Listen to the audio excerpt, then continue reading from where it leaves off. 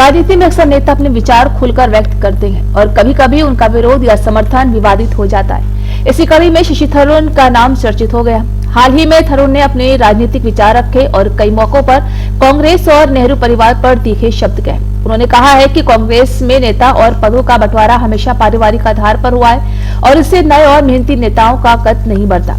थरूर ने यह भी कहा है कि नेहरू को लेकर कई बार आलोचना की गई, लेकिन पार्टी के भीतर उनकी आवाज पर ध्यान नहीं दिया गया।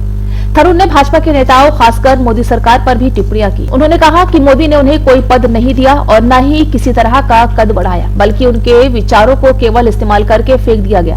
उनका ये बयान राजनीति में एक स्पष्ट संदेश के रूप में देखा गया कि सत्ता में रहकर भी कई बार नेताओं की अहमियत सिर्फ प्रचार या राजनीतिक लाभ तक सीमित रह जाती है।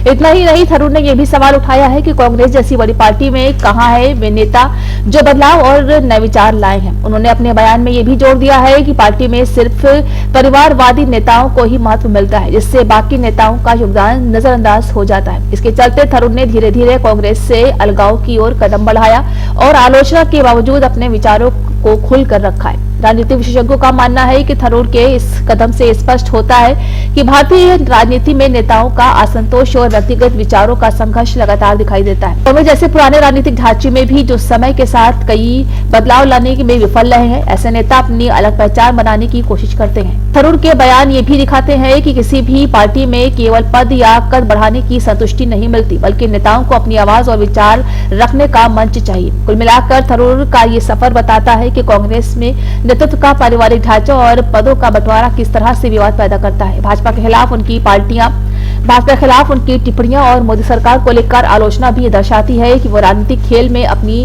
अलग पहचान बनाना चाहते हैं। ये मामला सिर्फ एक नेता की कहानी नहीं, बल्कि भारतीय राजनीति में सत्ता, महत्व और विचारों के टकराव का उदाहरण भी है।